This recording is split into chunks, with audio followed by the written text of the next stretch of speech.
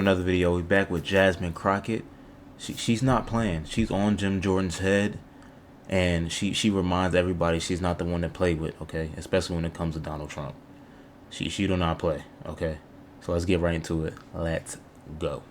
Just to be clear, today it seems like the Republicans have not really fought very much about whether or not Trump was guilty or not. In fact, their fight seems to be over whether or not you were authorized to prove their guilt. Do you recall a number of Republican members asking about whether or not your appointment was okay, even though we know that you've testified about the more than 100-year precedent that allowed for your appointment? I was asked questions about that today, and our position, as we filed in our appeal, is that there was strong support for my appointment, including Supreme Court precedent directly on point. Thank you so much. Additionally, everybody's been all gingerly here today, but I don't know why we're acting surprised that a man who had close to 90 allegations out of 4 different jurisdictions and ultimately ended up with 34 convictions after a jury was able to hear all the evidence would possibly be committing a criminal act on January 6th. In fact, considering the fact that we are now under the impression that he is violating people's due process rights, he is ignoring court orders, he's starting wars without congressional authority in contradiction to the Constitution. He's enriching himself to the tune of over $1.4 billion. He's shaking down electeds to draw maps that will help him stay in power because the Republicans don't understand that they swore an oath to the Constitution and that we are supposed to do checks and balances. He's also shaking down TV stations to get money. So why are we trying to pretend as if it is out of the realm for this particular man to commit the crime that he committed on January 6th, and frankly, the only reason he ran for president was to make sure that he would not be prosecuted, because I fully believe that you would have put him under the jail based on our long-form conversation that we had. Facts. I don't know who this guy is about to come up and talk, but facts. This is, look, bro. Come on, bro. That man is a criminal. All these Epstein files things going on. It's a lot going on. You know what I'm saying? So we need to figure this shit out, because we got 2 more years, 3 years of him still. Fuck, man. I don't know, y'all. Y'all let me know how y'all feel about this down in the comment section. Everything that's going on in the United States right now, because it's getting scary out here. What's up, everybody? Major Retired Richard Ojeda here, and this hearing was never about finding the truth. It was about rewriting it. It was about dodging the fact that Republicans who were caught in the scrum were terrified of the people that Donald Trump sent to storm the Capitol on January the 6th. Donald Trump ran for president, like I said, so he wouldn't have to spend the rest of his life in prison. The chairman and other members of this committee have spent all day attacking you and trying to rewrite the history of January 6th. But Mr. Jim Jordan, the chairman, failed to mention how he was running around the Capitol terrified by the possibility that all those insurrectionists would harm him. In fact, on page 97 of the deposition transcript, you mentioned how Mark Meadows, the president's chief of staff, quote unquote, never saw Jim Jordan so scared.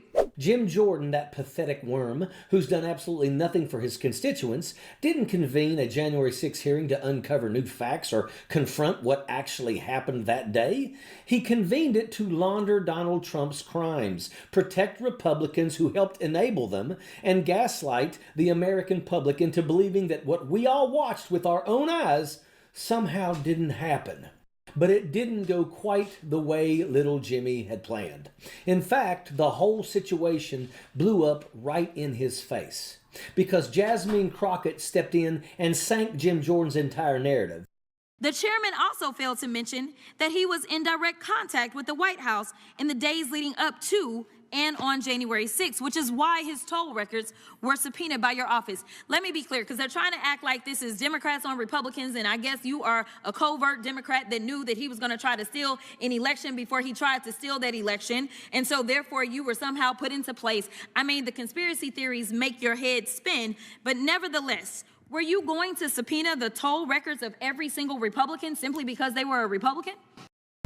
Before she goes on, make sure y'all like, comment, subscribe, hit the notification bell so you get notified when I upload. Y'all, this is a new channel, so let's get to 1 million subscribers.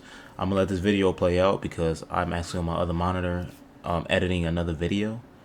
So yeah, peace and love. I love y'all so much. Just lock into Miss Jasmine Crockett and what she has to say, because the DOJ all it's a mess. Whether you're Republican or you're a Democrat, it is a mess. Okay, I love y'all. Let's get right into it. Let's go. No, we subpoenaed the toll records in the course of this investigation because they were relevant to our investigation. Relevant. Oh, okay. All right. So that means something about facts. So let's talk about facts. Donald Trump lost to Joe Biden, yes or no? That's correct. Okay. In fact, 60 federal and state courts have found that there was no evidence of election fraud. Trump's own attorney general and vice president knew that he lost the election, but he still tried to steal the election by pressuring state officials, designing fake elector plans, nearly having Mike Pence hanged, and ultimately demanding that his supporters, quote, fight like hell, correct? Reminded us of what Republicans are desperate for the country to forget, that January 6th was a crime.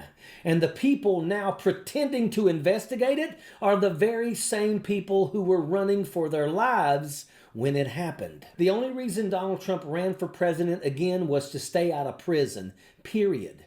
It was never about America first or saving the country. It was about self-preservation. One man desperate to outrun accountability, dragging an entire political party down the crapper and its cult along with him. And Jack Smith absolutely had him. The facts were there. The case was there. The evidence was overwhelming.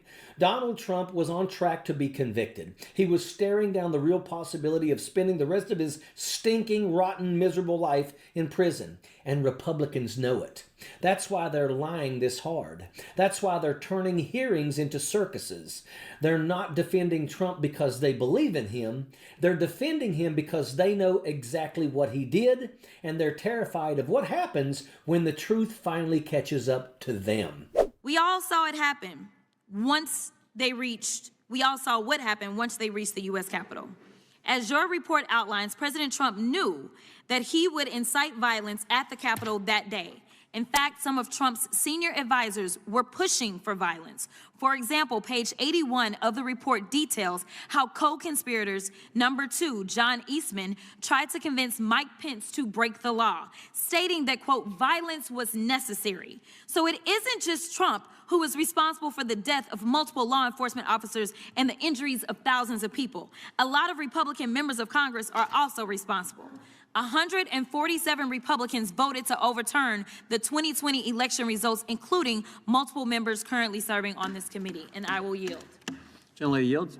Gentleman from North Carolina is recognized. Republicans seeking re-election are in panic mode too. Every excuse, every contradiction, every lie thrown at the wall to see what sticks have been exposed. They don't need their followers to understand the truth. They just need them confused enough to ignore it. But that's where Jasmine Crockett and the American people echo the sentiments of the Capitol Police officers that were in attendance that day. Because what Jim Jordan tried to pass off on the American people was sheer cowardice. Jordan, Josh Hawley, Markwayne Mullin, we all saw pictures of them trying to get away from the mob that they now claim was so peaceful. The so-called Republican alpha males were too chicken shit to stand up to the chaos that they created. And Jasmine Crockett wasn't having any of it. She reminded everybody what actually happened, and we all saw it with our own eyes. And here's the part they don't like talking about. Jim Jordan, Markwayne Mullin, Josh Hawley, all of them were scared because when the mob breached the Capitol, they didn't know who it was coming for next. Think about it. How were those rioters supposed to know who was a Democrat and who was a Republican? The mob was whipped into a frenzy by lies, conspiracy theories, and propaganda. This was a feeding frenzy, and the panic was real. Panic created by the chaos Republicans themselves unleashed. And this is the lie Republicans keep pushing. They're trying to spin that into some cartoonish conspiracy, as if Democrats are just randomly going after Trump for fun, and their base eats it up, because it keeps them distracted and angry. And the reason Jim Jordan and his merry band of bootlickers are fighting this hard isn't because they're innocent. It's because they're terrified of what happens when the spin stops and the truth comes back to bite them in the ass. Because you can only erase the truth for so long before the people who lived it refuse to stay silent. At some point, the insult becomes too much.